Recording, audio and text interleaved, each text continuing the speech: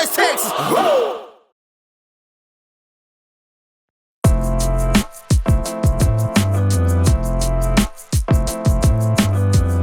We'll call it the season of smiles and cries, as 4 turnovers pretty much summed it up for the San Angelo Central Bobcats tonight as they came across a very good Arlington Martin team who ended the Bobcat season 69-0.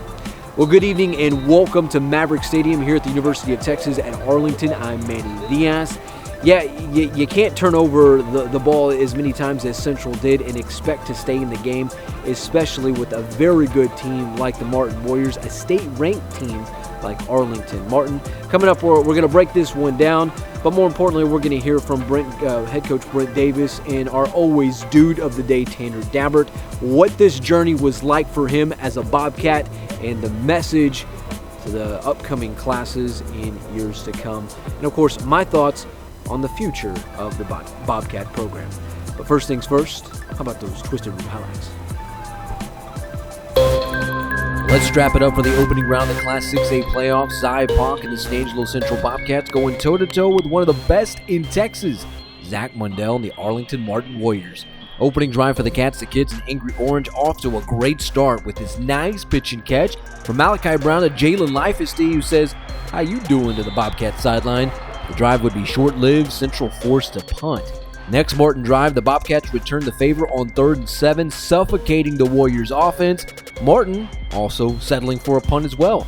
Later in the frame, Martin with the rock, Zach Mundell looking deep, but Kyson Snelson with other ideas all over this one to keep the Warriors out of the end zone. A few plays later on 3rd and short, Martin trying to keep the drive alive, but check out Ty Casey, who gets there first to say, "Not so fast." Martin would settle for a field goal to go up 3-0. Ensuing Central drive, the Martin defense doing a little flexing here and getting to Malachi Brown, who lets this one go in traffic as Mikael Carradine makes the grab and is headed 34 yards the other way for the pick six, making it 10-0 Martin just like that. Next Cats drive, Central scoring a little momentum on 3rd and 3. Brown to Leifesty for the fresh set of downs, but on the very next play, any idea of building momentum quickly fades away as Ernest Cooper IV strips a QB1 and the Warriors waste no time in jumping on the rock to recover. Next Martin drive, might as well call the Warriors QB1 Mr. Freeze. Check out the move from Zach Mundell as he freezes up the Cats defense as number 6 chunks up the deuces for the 46-yard touchdown. And with a minute left in the opening frame, it's 17-0 Martin. Early second quarter now, 20-0 Warriors. Central trying to move the rock.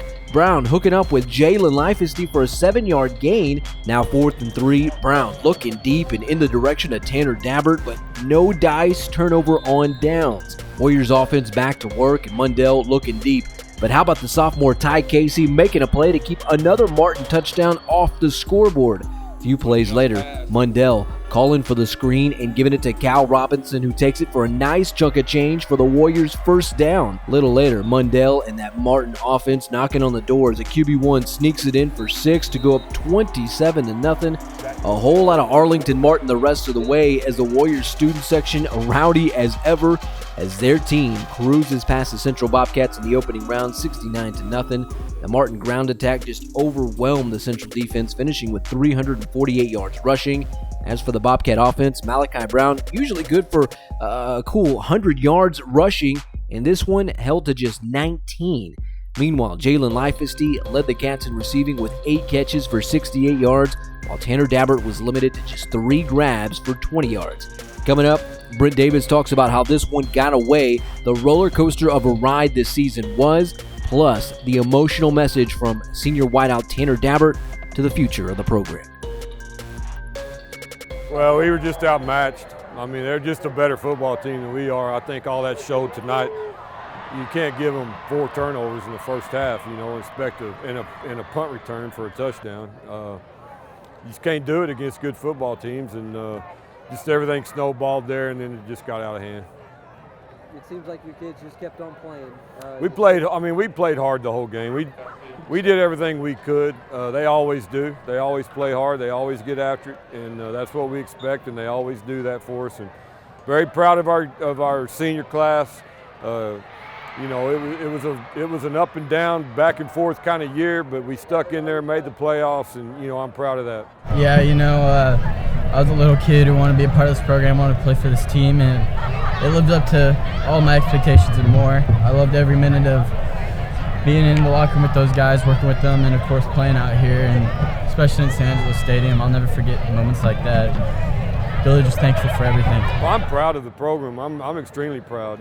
10 years in the playoffs in a row, and we're gonna, you're gonna have some great years, and you're gonna have some not so great years when you've been somewhere 11 years. And I'm proud of the fact that we've been here 11, and the last 10 we've been in the playoffs. And I think in the future we got a chance to do something in the playoffs with our young kids. So we're excited. Message to the next guys that are out there. Embrace it, take every day and realize it's a chance to get better, and you want your season to last as long as possible, and you want to have as much fun as possible, so be the best player you can, and it starts in off season and starts in practice, and just enjoy every minute of it because it's a great time. It's time for the Community Medical Center play of the game. He might be repping the other guys, but some serious props to Martin QB1 Zach Mundell here, putting the Central defense on skates and taking it 46 yards to the house. Mundell and the Warriors looking like they're going to be a tough out in these playoffs. They'll get Odessa Permian on Friday night at the historic Ratliff Stadium in the area round. Meanwhile, Mundell's touchdown is good for this week's Community Medical Center play of the game.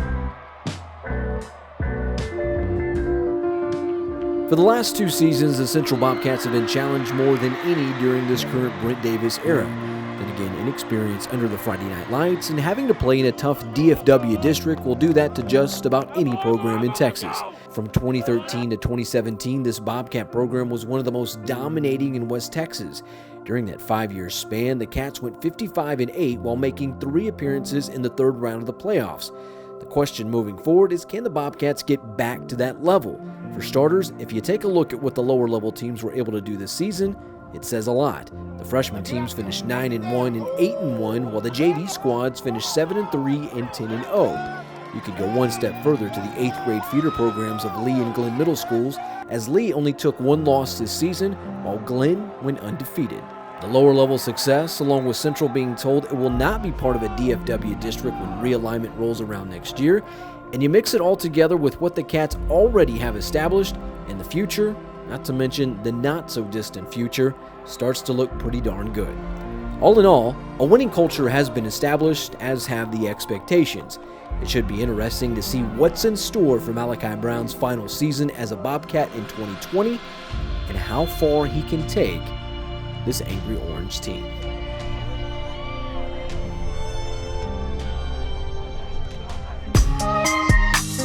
Well, it's been fun, it's been real, and nothing but a treat to cover this San Angelo Central Bobcat team, from Killeen to El Paso to here in the Dallas Metroplex.